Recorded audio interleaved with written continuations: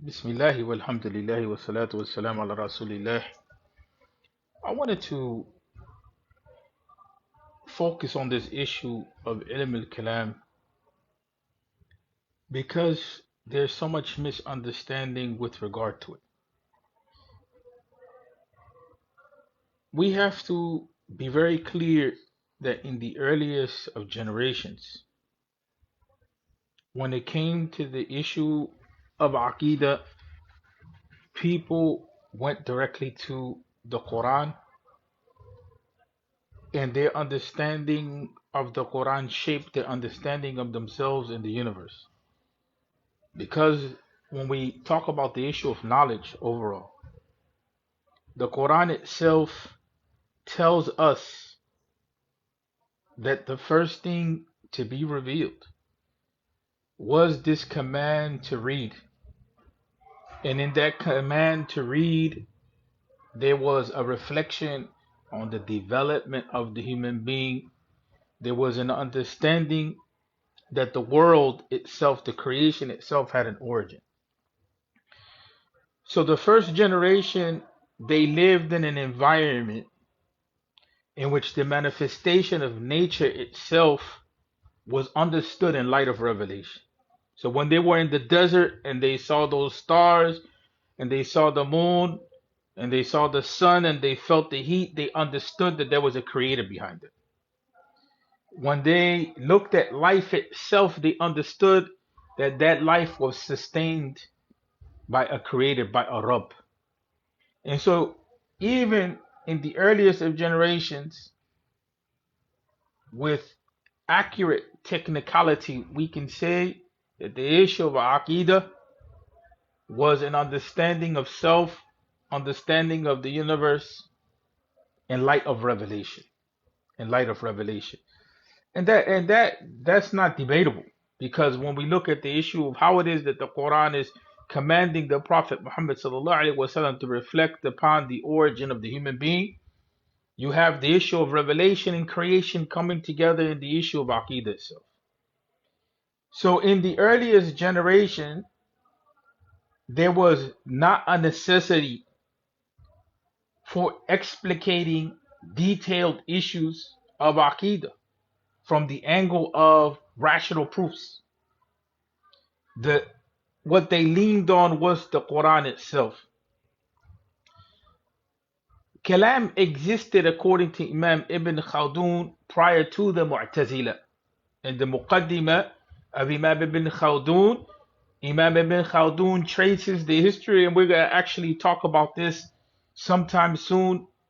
Myself and Sheikh Hamza Dajjal, we're going to talk about the issue of history itself and talk about the Muqaddimah, and this is one of the things that comes into play. But if you want to understand and if you want to see, go to the Muqaddimah of Imam Ibn Khaldun in the section in which he's dealing with knowledge, and you will see the history of Kalam, how it is that it is documented. The ulama themselves, after the rise of the Mu'tazila, and the Mu'tazila have to also be understood in their proper place. They began to engage the people of the book earlier on. So in order to engage the people of the book, they realized that it was not sufficient for them to be able to what? To be able to speak to them on just terms of the Quran and Sunnah alone. And so they began to learn their ways. And then the movement of translation came in, and certain philosophical texts, not all of them were translated, and that created a shift, what we can call the Hellenization of Muslim thought. The same issue happened with the Jewish community, Hellenization, except that the Muslims, because the Muslims had the Arabic language and they had the Quran and they had the Sunnah, they engaged in a different way. They didn't lose the language, the original language of the Quran and the Sunnah. So there was always that interaction between the sources of revelation and the sources of reflection and the issues of the different sciences that emerged, and amongst them was the science of Kalam. The ulama, they had differed earlier on the issue of how to approach the Kalam. But not all Kalam began to be rejected. And so you had different schools of thought. The school of the people of Hadith, they were still a segment that was strong in force earlier on. But with the shifting of Imam al-Ashari Abu al-Hasan from the Mu'tazila school, he went in between the people of Hadith and he went in between those who were beginning to deal with Kalam. And like we said, Kalam existed before the Mu'tazila. That's not Yusuf Rios' position. That's the position of Imam Ibn Khaldun. And so with time, the ulama, they debated about the function and the role of ilm al-kalam. And so a portion of ilm al-kalam remained prohibited. That which was mixed with heavy philosophy and began to shift the thinking of the Muslims. Overall, even the people of Ahl al-Kalam had rejected them. The people of Hadith themselves stayed in a discussion on how that would be operational. How would they deal with ilm al-kalam? And so Imam al-Shafi'i rahmatullahi alayhi, in the Risala itself, he deals with ilm al-kalam. But Imam al-Shafi'i, what does he do? He refutes the foundation or the principles of the Mu'tazila without ever mentioning them. So he clarifies the way of understanding Quran and Sunnah in principle without even having to directly address the Mu'tazila. Imam Abu Hanifa rahmatullahi alayhi is attributed to him that he had delved in the whole issue of speculative aqidah. And then he left it for fiqh. And so Shafi'i and Nu'man, rahmatullahi alayhima, Abu Hanifa, they both left the whole venture of aqidah and they stayed with the venture of fiqh and usul and other things like that. And they advanced that. That debate about how to deal with aqidah has been there for quite some time. Quite some time. And so at the end of the day, the ulama, they split on the issue. So when we go to the time of Imam Ahmad, why is it that it's attributed, just like it's attributed to Imam Abu Hanifa, a book in Aqidah, but it's not always necessarily the case that, there's, in other words, sometimes there's debate on the isnad of the book to the author itself. But even if we say metaphorically or we say bitabarruk or whatever we want to say from that angle, that these books are attributed to the Imams, then we say that. So Imam Ahmed, why is it that Usul al-Sunnah is not dealing with a lot of issues? It's a very small pamphlet, and maybe you can put it on a loose leaf paper or two when it's done. Why didn't he go into an extensive dialogue on Aqidah?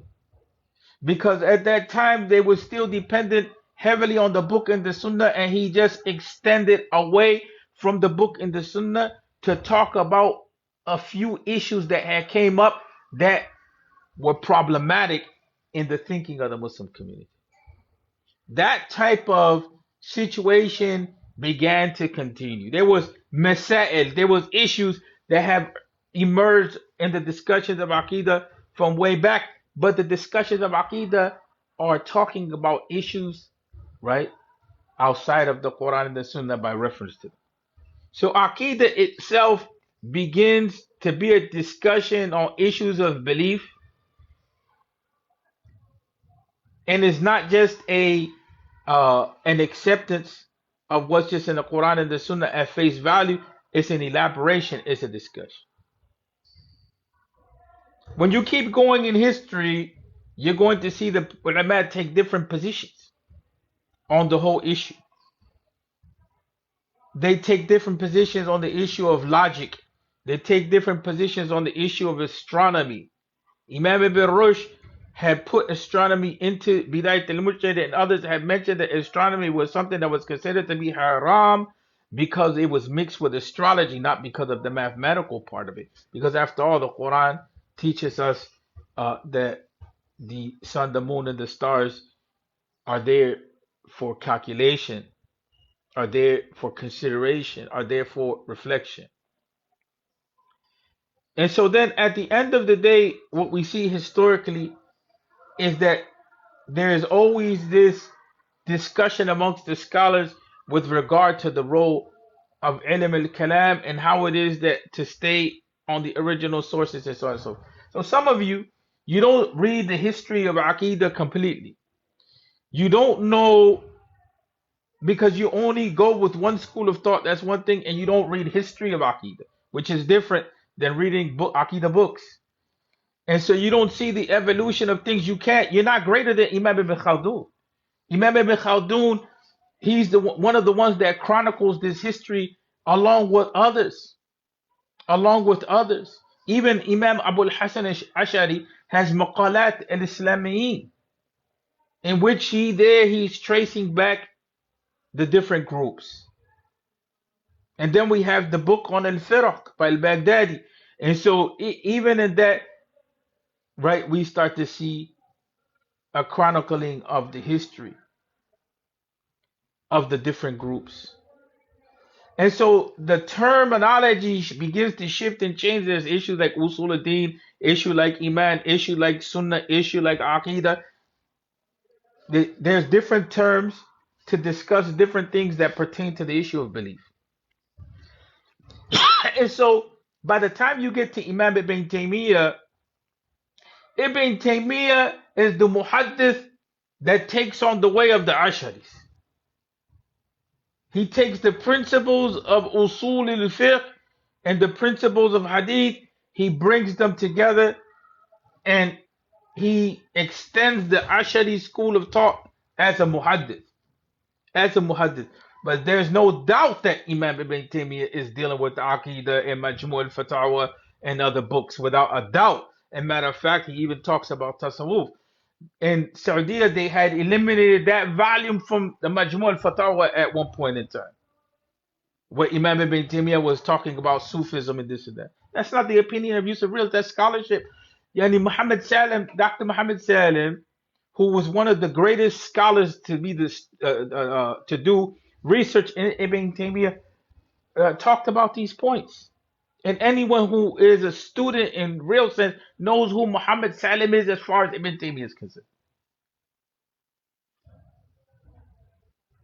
But so what happened in the Salafi Dawah, especially coming out of Saudi, is by eliminating things like usul al-fiqh, by eliminating things like mantiq, by eliminating things like a deeper study of the Arabic language. All of that stuff became inaccessible to the students of knowledge. And that's why the higher level theoretical, philosophical, usuli books of Ibn Taymiyyah, they're not studied much except by a few people. And there's a few that have reached that level in Saudi when it comes to the issue of the study of the books of Ibn Taymiyyah. So people are stuck on a certain conception of the history of Aqidah, which that has nothing to do with what I believe and you believe. We're talking about the history of Aqidah. We have to be objective when we start talking about knowledge. We can't make stuff up. The ulama, not all of them agreed on the principle of Kalaam. So when we start talking about the Salafi Dawah and what it tried to revive, it tried to go back to the past to revive the Aqidah studies as maybe they were attempting to be put forward early on. But how can you do that when you have a whole history and a whole series of trajectories and traditions? And so when you bring up the issue of ilm al-kalam being haram, this is يعني هذا حكم متقرر متداول بين العلماء. Nobody's arguing about that issue. That some of the scholars, it was clear, it was widespread amongst them that ilm al-kalam was prohibited. Ibn Salah himself had argued against that.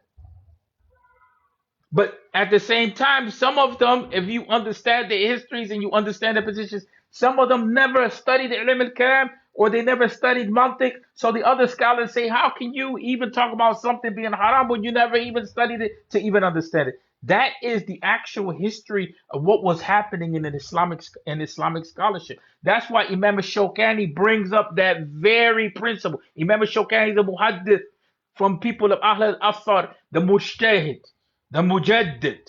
You understand what I'm saying? We're not playing with low-level scholarship here. But Imam Shawkani even brings up that point. So there's no way to say that Imam Ibn Taymiyyah did not engage in ilm al-kalam. That is a Salafi misnomer. He did engage in ilm al-kalam, and he gave it his own shape. He refuted logic. He established the foundations on his kalam on another foundation, which was not the foundation, in the same exact methodology that the scholars of ilm al-kalam that were dealing with logic and philosophy and all that they the path that, or the trajectory that they treaded. Imam Ibn Taymiyyah, that's why the Ashari sometimes don't understand Ibn Taymiyyah. Because Imam Ibn Taymiyyah built a system at a certain point on an orientation where he tried to absolve himself, remove himself from the usage of logic in order to build terminology. And he said that the terminology should be rooted in the Quran and the Sunnah, so that we should take out terms from the Quran itself and begin to build our tasawwurat, our conceptualization, our understanding. But see, even in Saudiya with these types of terms, the tasawwur and all of this type of stuff, they clash with that.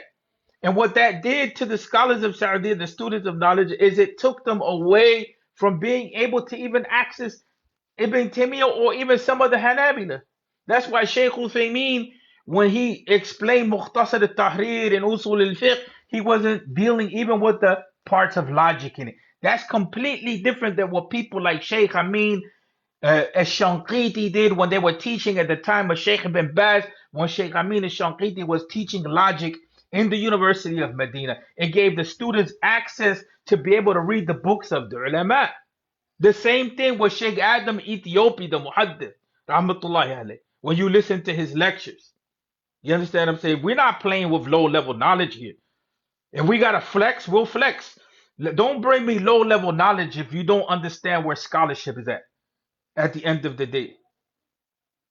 There's no way you're going to tell me that Ibn Taymiyyah's understanding of logic is just a refutation of logic. Ibn Taymiyyah is talking about his positions on logic and whether it is a definition can identify something or not. That's philosophy.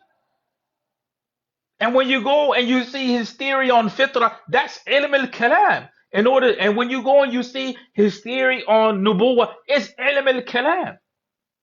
It's not just the issue of refutation. Imam Ibn Taymiyyah develops an understanding of how it is that he is going to approach the issue of nubuwwah and the issue of tawheed, the existence of Allah wa ta'ala, which was a preoccupation for the people of ilm al-kalam. And he says first we start off with proving nubuwwah itself, and if we can prove nubuwwah rationally, then we accept revelation and everything else comes after that, like belief in Allah wa ta'ala, and also there's support for that belief in creation itself, ourselves, and the world. That's not something that the Salaf were debating or arguing. They didn't even deal with things from that angle. Imam Ibn Taymiyyah is responding to the mutakallimin, and he has his own position. It's not just the issue of refutation. So those who say that kalam is just the issue of refutation, they don't understand, or aqeedah is just the issue of refuting kalam. They don't understand what they're talking about. Look at the ta'rif. تعريف علم الكلام. علم الكلام علم يقتضي معه على إثبات العقائد الدينية بإيراد الحجج والدفاع الشبهة. Right? And so this is the ilm which focuses itself on, it centers itself on the whole concept of proving the existence of, or proving Aqidah, establishing principles in Aqidah with rational proofs and defending. Imam Ibn Khaldun says هو علم يتضمن الحجج عن العقائد الإيمانية بالأدلة العقلية. He makes it more clear, which is something that I wanted to clarify. He says that it's a knowledge which includes within it rational proofs that deal with establishing Iman based on those proofs. And so when you look at, for instance, what Ibn Taymiyyah is doing, Ibn al-Qayyim and others, that's exactly what they're doing. But the difference is that what is very dominant in them is that they're from the people of Hadith. They're muhaddithun. There's some scholars of ilm al-kalam that are muhaddithun, but they don't allow the hadith based orientation to dominate, and so they go with the more philosophical approach. But in ilm al kalam, to be fair, whether it's Asharis or whether it's people like Imam al Wazir or whether it's people like Imam ibn Taymiyyah or others, all of them are not in approval of the ilm al kalam, which is just going to plunge us into confusion. That happened in ilm al kalam. That's why many of the ulama were against it, right? Because of the back and forth. But you know what? One of the problems that we have is with all of this arguing about Aqidah and this and that, is that the same thing that people were saying that Ilm al Kalam was rejected for, they do it in worse, which is all the back and forth and the dispute and the refutation. That's not from the Minhaj of the Salaf.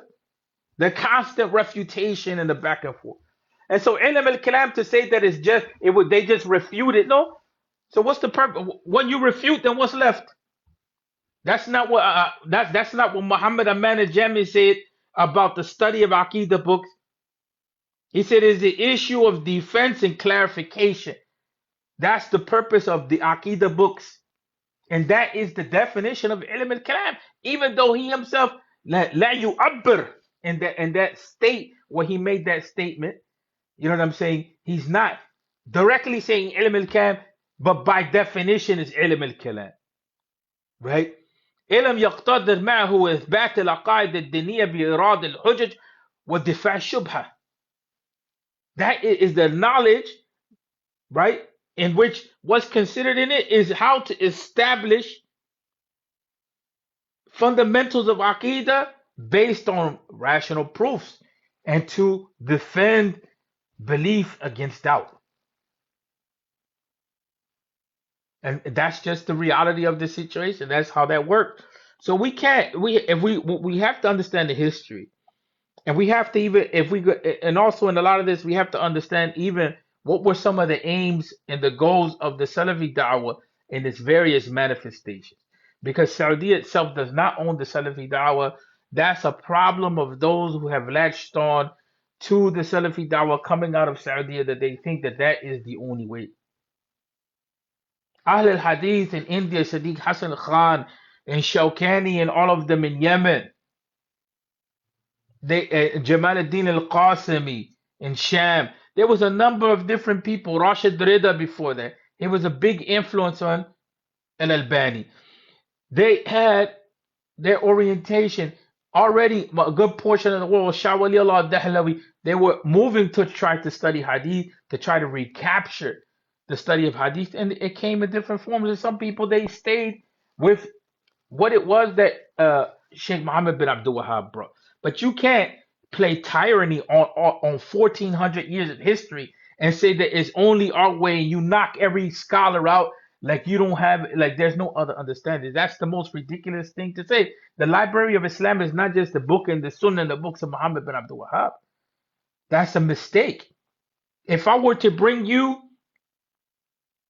what it is that Sadiq Hassan Khan is saying in his books in Aqidah, he has Kalaam in it. That's to be fair, to be open. But he's from the people of Hadith. And like we said, Imam Shawkani, look at what he says in Adab Talib. He says after the Mujtahid, he's talking about the higher level scholar, not some low weight student of knowledge. He says he's after the Mujtahid, masters Usul al-Fiqh.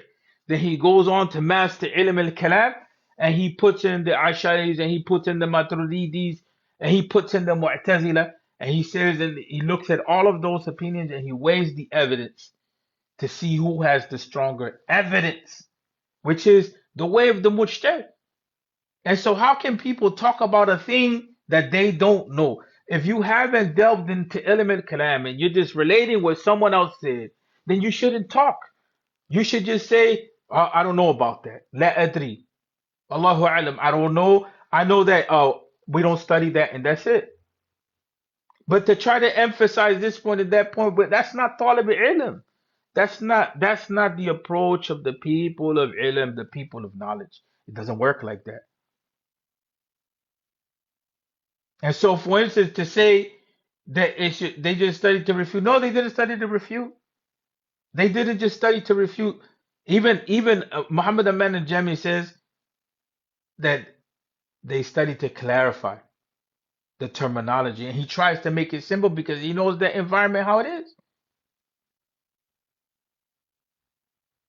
But not everything is off and wrong. It is that it's impossible for everything to be off and wrong just because people don't agree with you, just because people are not following. That's the most ridiculous conception on the face of the earth, to think that just because people say something and it doesn't come from your teacher or it doesn't come from your circle or your group, that is often wrong.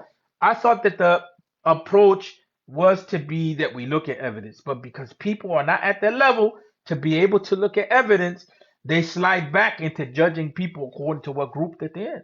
They don't weigh words according to evidence. So at the end of the day, people know that doesn't work like that. The history of Aqidah, it's a long history. It has a lot of contours to it. It has a lot of different trajectories. You understand what I'm saying? And it involves a lot of different groups. Within that, one group is Ahl al-Hadith. But even the usage of Aqidah itself is not a Quranic term.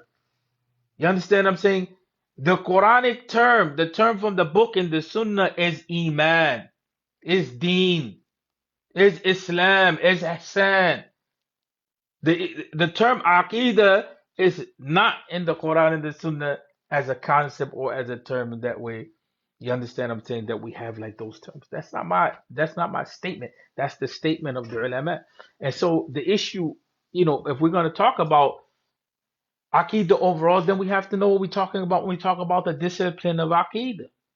Because if you don't know what you're talking about with the discipline of Aqidah, and you don't know the different methodologies and so on and so forth of how people approach different things, then why are you talking about an academic subject? Stay focused on what's clear at your level. You understand what I'm saying? If you're going to enter into it and you're going to talk about the ilm al-kalam is haram or prohibited, this, that, give me all of the rulings. Give me all of the rulings that are there.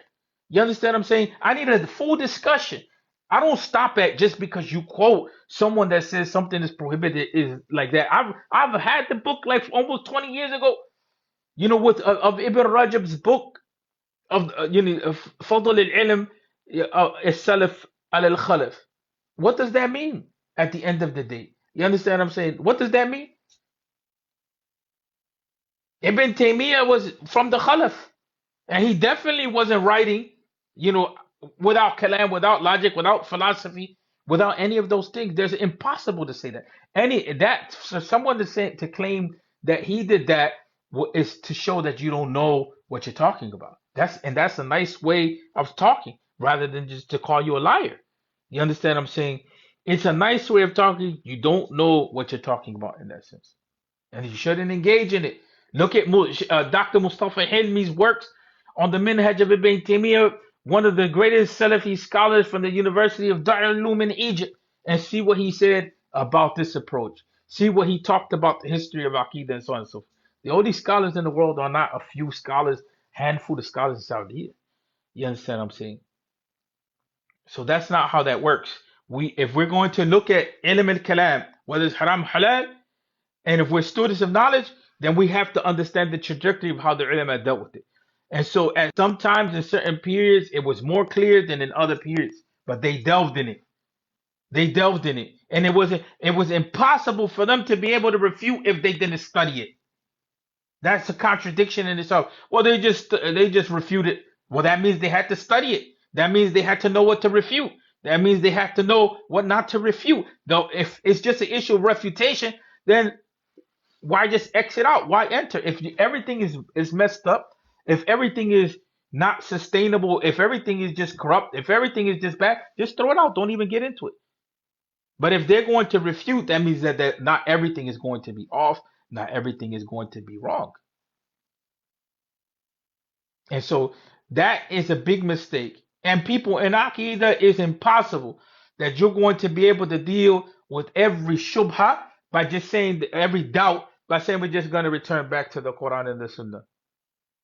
Because the Quran and the Sunnah is not a hujjah, it's not a marja, it's not a reference for every person, people. You understand what I'm saying? So if you don't have you're going to go tell the Christian, you're going to go tell the Jew, you're going to go tell the Ismaili, well, you know what? The Quran says this. What about if they don't agree with you? What does the Quran mean to them? How are you going to establish that point? You understand what I'm saying? If they'll say the same thing, well, we have the Bible. The Bible is they'll make the claim Bible more ancient than the Quran. That's not how that discussion takes place, especially, and that was the problem that the Mu'tazila ran into when they were dealing with the people of the book. How do you discuss outside of the basics of just referring to the Quran and the Sunnah certain key ideas? And the issue with the Mu'tazila was that they took it to an extreme. They took it to an extreme. So at the end of the day, people know in different time periods, the ulama had different approaches to ilm al-kalam. And definitely in the earlier generations, uh, there was more of a despising of it because of what was happening. And then they began to change when they began to master certain things, master logic. Ibn Qudama himself included in his book on usul, the introduction to logic, which Imam al-Ghazali was the one that introduced logic as a science into usul al-fiqh. By the time Ghazali comes in, Ghazali was one of the ones that argued in favor of ilm al-zahir. And there's a whole series of arguments that he weighs out. And he was known to have, they claimed that he laid a blow to the philosophers. And that gave Ahl al-Hadith some strength. But Ahl al-Hadith can't take, and you're using the arguments of the Asharis to argue against the Mu'tazili, and then you use the arguments of Ibn Taymiyyah to argue against the Asharis. You don't put in any work like that. You understand what I'm saying? That may be fine, but you're using their minds and their arguments and their principles and their research to prove your point so that you don't have to think. And that's the laziness that comes from some people. And I've even heard that from some scholars. That doesn't work like that because you want to say that it's haram what they're doing, but then you want to take the benefit from all of the effort as to what they put forward. You understand what I'm saying? Dalil for dalil, and we've been saying this all day. Evidence for evidence, and idea for idea, and hujjah bil hujjah. If you can't bring that to the table like that, and you're just directly insulting people, you understand what I'm saying? And you're calling people from Ahl al-Bidah this, that. What scholarship is that? Just say that if you're not from our group, we're not with you. That's it. But don't bring labels. You understand what I'm saying? When you don't know if it's right or wrong, and when it's especially if you don't have the proof to back up what you're saying. And the reality of the situation is that most brothers in the U.S. that have studied Aqidah are not grounded enough to be able to talk on these issues.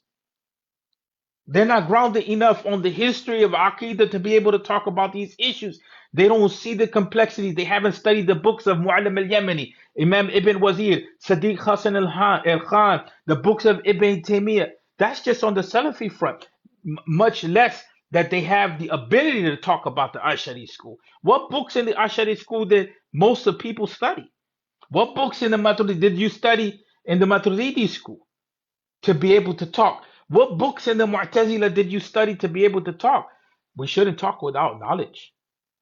We should acknowledge that we're just relating what we heard and we're not at that level to be able to weigh one position against the other or one evidence against the other. But don't believe me. Go to the history of Ilm al-Kalam. It exists. It's written by Imam Ibn Hazm. It's written by Abu al-Hasan al-Ashari. It's written by a number of different scholars. Sharastani. A number of scholars have written on it. And guess what? Some of that stuff is in English. You have go to Ibn Khaldun and see and look at the history and see what it is that has been said about this stuff and how this stuff has um, unfolded. How is it transmuted? How is it that it's changed? But you can't tell me that a lot of the reasons why Ilm al-Kalam was refuted is exactly why it is that in today's time, you know what I'm saying, we bring this up again. This back and forth stuff, arguing on the deen, and slipping up in what you're saying and calling people kafir and this and that and Ahlul Bidah. This is exactly why this was forbidden to people. But it's exactly with the people that claim that they're not doing ilm al-kalam or they're against ilm al-kalam. That's what they're doing. And then when it comes to the issue of talking about Allah or talking about God from the angle of rational proofs or or defending people's aqidah against doubt, none of that is done.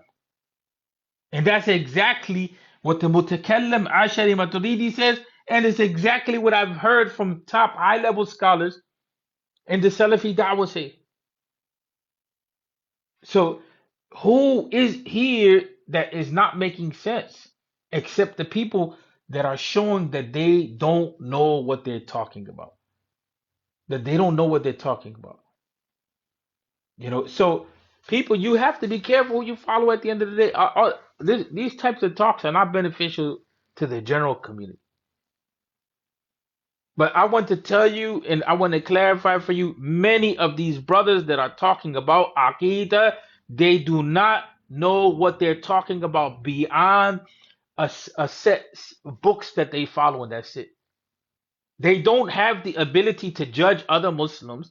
They don't have the ability to academically present ideas on any group with any sense of respect. Because when we academically present on a group, we have to present them as they are in due respect for them, not make stuff up, not refute them. You understand what I'm saying? Present them as they are, then you show where you differ. Not going in to claim that you have the truth and they're liars and they're this. That's not the approach. That creates confusion. But in our community, what we have accepted for Islam is all of this back and forth. And I'm here to tell you in 2022, you community need to stop that. And I've been mentioning that all day today. You all need to reject that because that is not the Islamic way. You need to reject these bankrupt approaches to talking about God. They're bankrupt. People are arguing about God without any real relationship to God. You understand what I'm saying? Saying they're defending God, and then at the end they end up battling out with everybody over God. That's not our way as Muslims. That is not our way as Muslims. As Muslims, we're supposed to clarify things. You understand what I'm saying? And that's why we say higher level discussions in Aqidah are not for the average Muslim. Focus on basic things like Qul huwallahu ahad, Allahu samad. You don't need to get into a lot of technicality. Focus on your relationship to Allah. Now, if you have that foundation set and you're ready to move to another level, then we can move to another level. But we have to move from one level of knowledge to the next with good character and good behavior. And we have to, in that process, be talking about our own self reform to ourselves. What is it that we're doing that we shouldn't be doing? What is it that we're doing that we're falling on that's sinful? And we have to renew ourselves in that process. But we can't keep continuing to try to exist in the religion of Islam and everything is a debate and everything is an argument and everything is a refutation and there's no soul to it and there's no spirit to it and there's no heart to it. That's an issue, people. So at the end of the day, like we said, you have to look at the history overall of ilm al-kalam to understand how it is that the ulama dealt with this phenomena of ideas. And they dealt with it in different ways. And they leaned on different approaches to be able to handle the question that they had to deal with ideas which contradicted their ideas.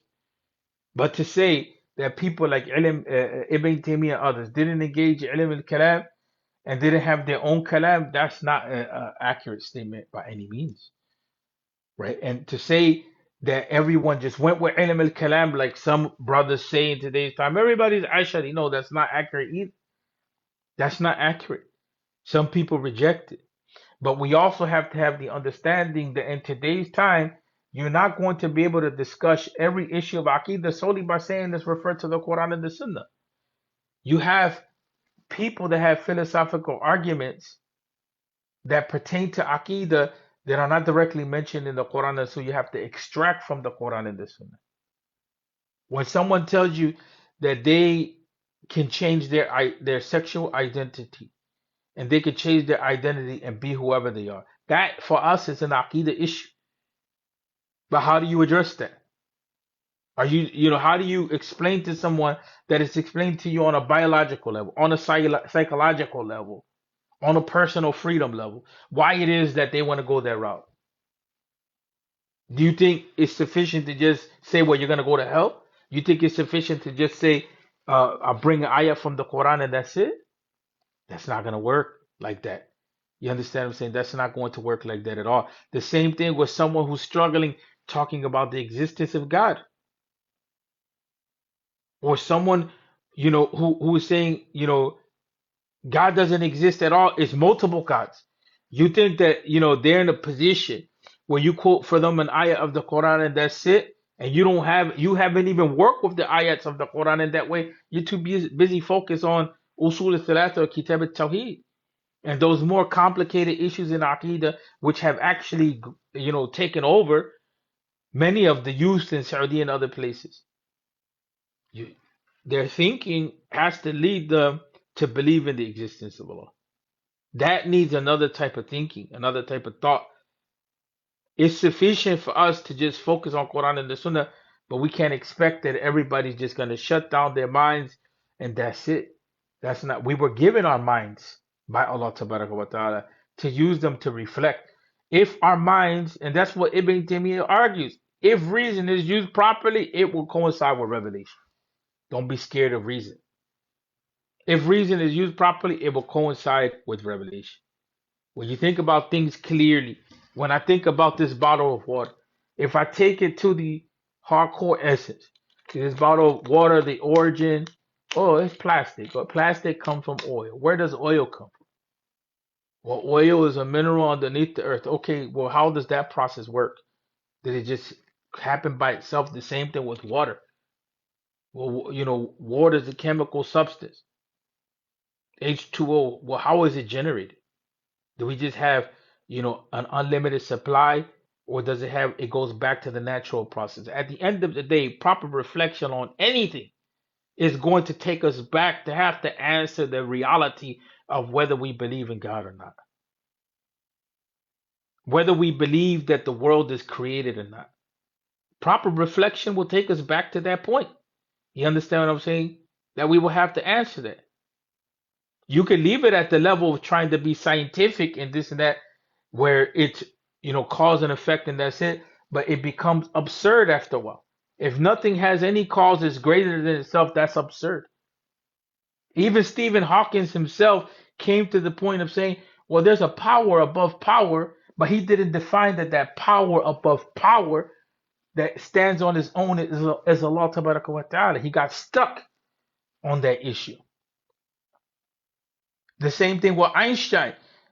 Through reasoning, they came to some sort of understanding that there's something there. It may not be the exact understanding of what we're saying in the Quran itself, but it comes close as far as reasoning. It's a better concept than saying God doesn't exist at all, or there's nothing spiritual at all. It's just material at all. It's just material. That's all. That's that. So we have to realize that Islamic knowledge is bigger than ourselves. And our educational level is above basics. We built civilizations. We've had these arguments and these debates for years, and we have new issues that we're confronting in today's time. But the Muslims need to apply themselves. We need to apply ourselves to actually know what we're talking about. We don't know what we're talking about. We're not studying properly even Islamic knowledge itself. So how we're not even studying the Quran itself with depth. How is it that we expect that we know our ancestors? Look at this book here. Look at this book here, and I'm going to close with this. I want to close with this because we have people in today's time that this was written in the 9th century. Dr. Malik Bedri Rahmatullahi alayhi, who died recently, he had translated part of this uh, into English. So he entitled it Sustenance of the Soul. The first part of the book, he didn't translate it. I did some talks on this. First part of the book was physical health, which everybody is raging over today's time. What kind of carb intake do you have? Do you have the keto diet? Do you have the raw diet? What do you do? Do you do exercise routine? All of that, they were talking about physical health in relation to mental health. This is exactly what Dr. Robin Berzin is saying here. that mental health and emotional burnout has to do with our physical health routine and our food intake and everything. She's an MD from the University of Pennsylvania. And our scholars were talking about that back then. And then, so, okay, look. So then now he goes outside of talking about the issue of physical health. He says, we start by saying that since man, the human being, is composed of a body and soul, he is bound to face from each part of them firmness and weakness, health or sickness, or other symptoms that afflict his health in a negative way. And then he says the symptoms that afflict the body and upset its well being are those such as fever, headaches, and various kinds of pain that affect the organs. The psychological symptoms that afflict the person are those such as anger, sorrow, fear, panic, and other similar manifestations. And he goes on to talk about anxiety. He goes on to talk about depression in the 9th century. And it came up in the 20th century that they started talking about cognitive therapy. That's what where the Muslims were at. The Muslims were about understanding the human being, understanding the universe. They were doing great, excellent things. They may have had mistakes, but we need to get it together and do great, excellent things in the world and get out of this darkness that we have where we're constantly attacking each other and go into a state of greatness, people. I'm not talking about that we're equivalent to Allah. I'm talking about be excellent in our lives. But use the time period that we have to develop ourselves on every front. That's important. Assalamu alaikum.